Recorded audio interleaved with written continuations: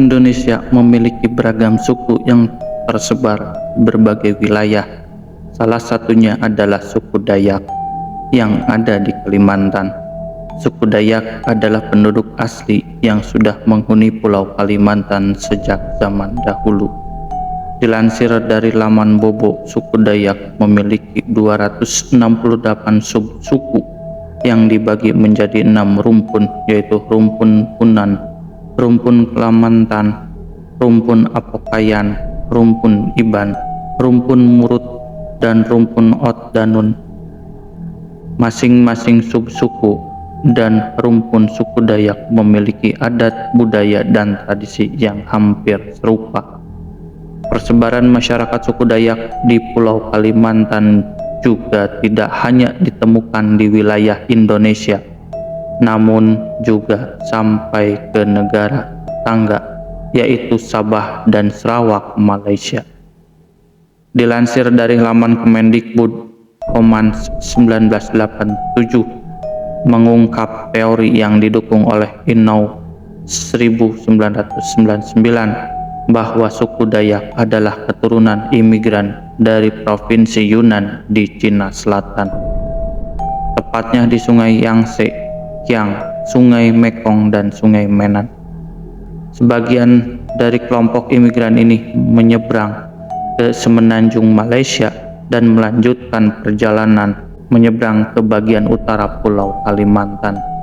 Kemudian seorang tokoh Dayak Kayan juga menjelaskan bahwa suku Dayak adalah ras Indo-Cina yang migrasi ke Indonesia pada abad ke-11. Ciri-ciri khas suku Dayak dapat diamati dari hasil budaya yang masih dapat diamati hingga saat ini.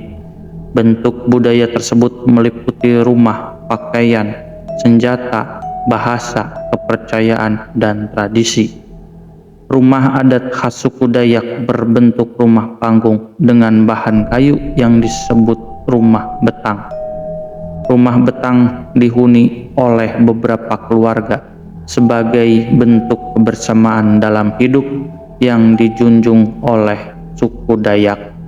Pakaian adat suku Dayak untuk pria disebut King Baba, sementara untuk wanita disebut King Bibinge. Ciri khas pakaian adat suku Dayak tersebut adalah hiasan sulaman dengan motif khas Dayak, serta hiasan kepala berupa tajuk bulu tantawan dan tajuk bulu arwe yang diselipkan dari bulu burung enggang. Selain itu, ada juga senjata khas yang kerap dipergunakan dalam tradisi suku Dayak, yaitu mandau. Masyarakat suku Dayak berkomunikasi dengan bahasa daerah yang berbeda-beda dalam percakapan sehari-hari. Suku Dayak memiliki kepercayaan yang disebut kaharingan. Walaupun begitu, kini masyarakat Dayak sudah banyak yang menganut agama seperti Islam, Kristen, Katolik, Hindu, dan Buddha. Suku Dayak dikenal memiliki berbagai tradisi. Beberapa di antaranya cukup khas dan terkenal akan keunikannya. Berikut adalah beberapa tradisi unik dari masyarakat suku Dayak di Kalimantan.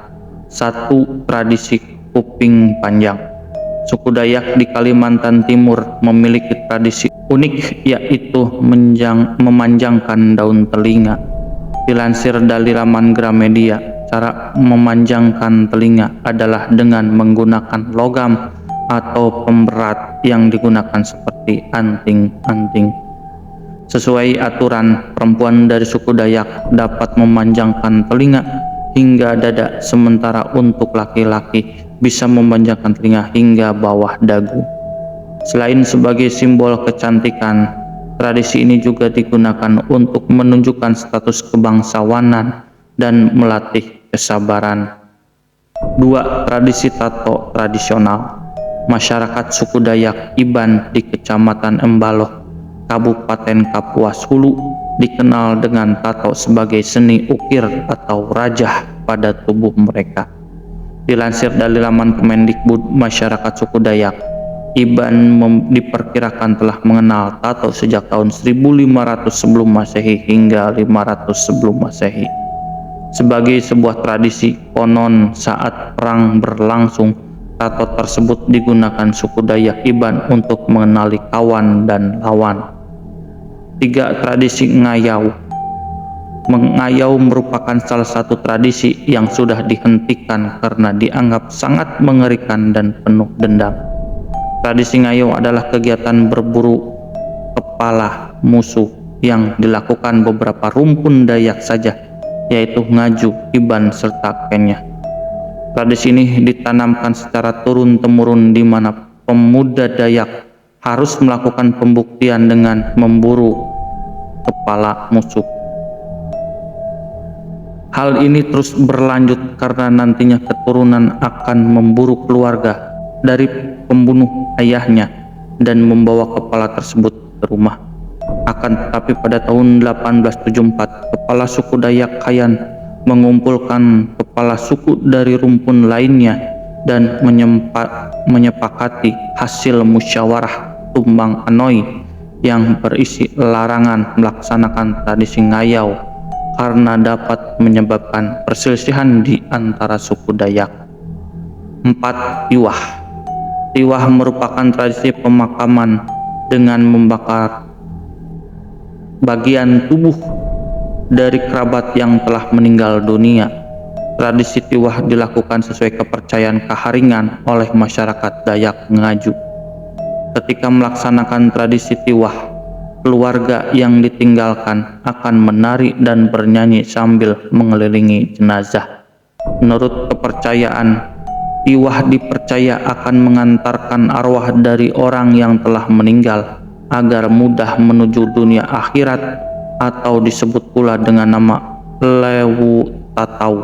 Suku Dayak menjadi salah satu suku di Indonesia yang dianggap masih menganut kekuatan mistis.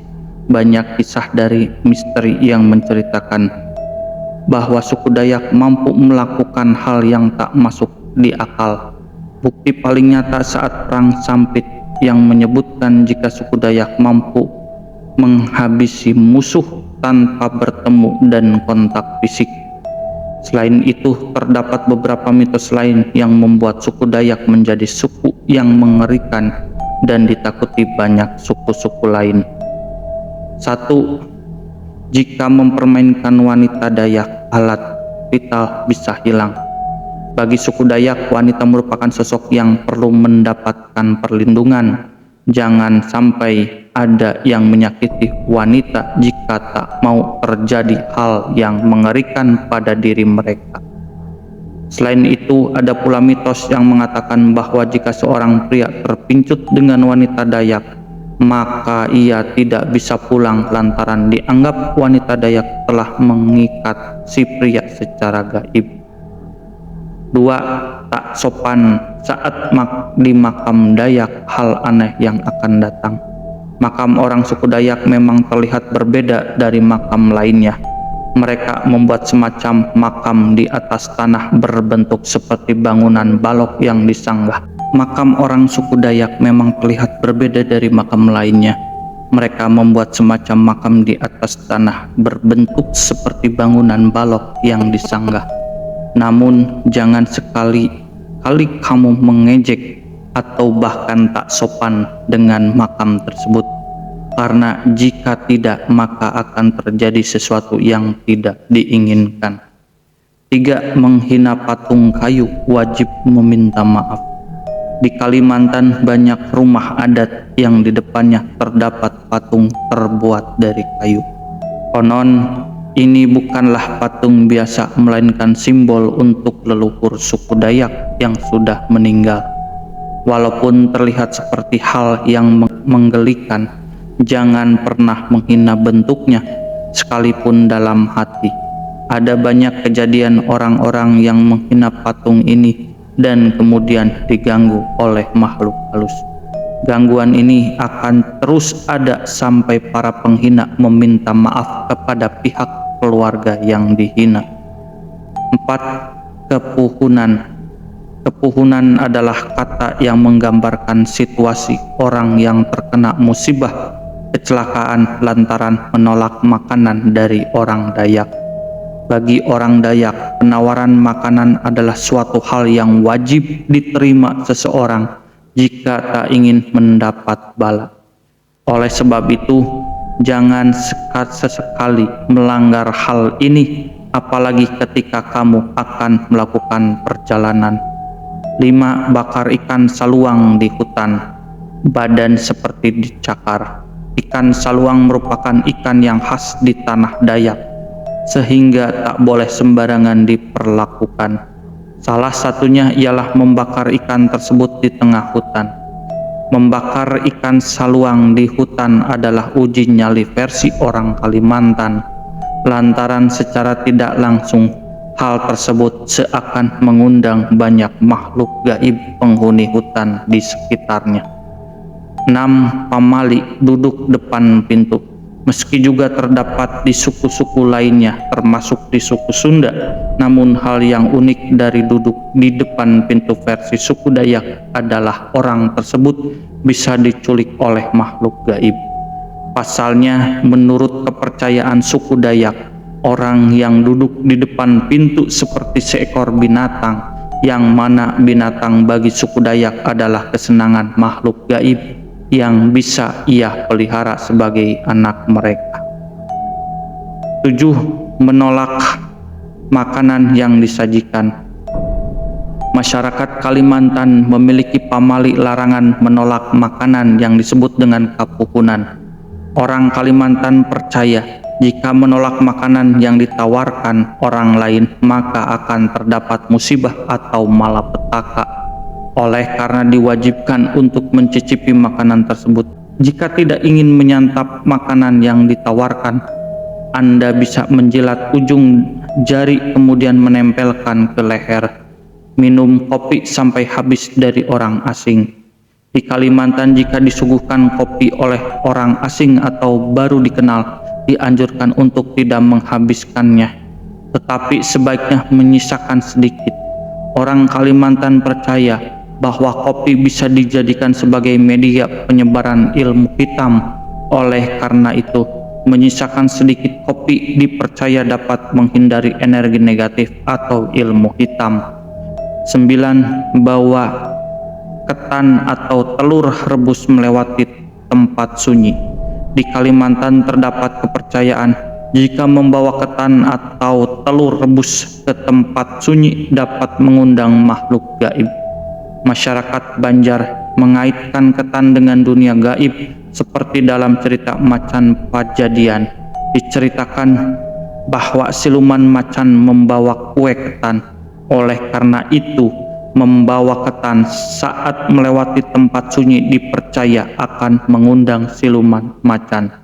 Untuk menangkal gangguan makhluk gaib, Anda harus memecahkan cangkang dari telur tersebut. Selain itu, disarankan membawa daun hidup yang baru dipetik. 10. Beberapa pamali pantangan yang masih berlaku dalam keseharian. Jika sedang makan malam, jangan sampai piring makanan tertutup bayangan badan, karena itu bisa membuat celaka pada keesokan harinya. Saat telungkup pamali, jika menekukkan kedua kaki ke atas, katanya bisa membuat cepat menjadi anak yatim piatu. Pamali kalau membuang tulang ikan atau daging sisa makanan malam hari bisa kedatangan hantu. Pantangan membeli jarum malam hari bisa membawa sial.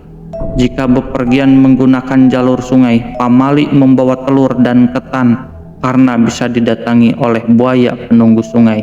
Pantangan membawa makanan yang dimasak dari rumah. Jika melakukan perjalanan darat, katanya akan diikuti oleh hantu setan selama perjalanan.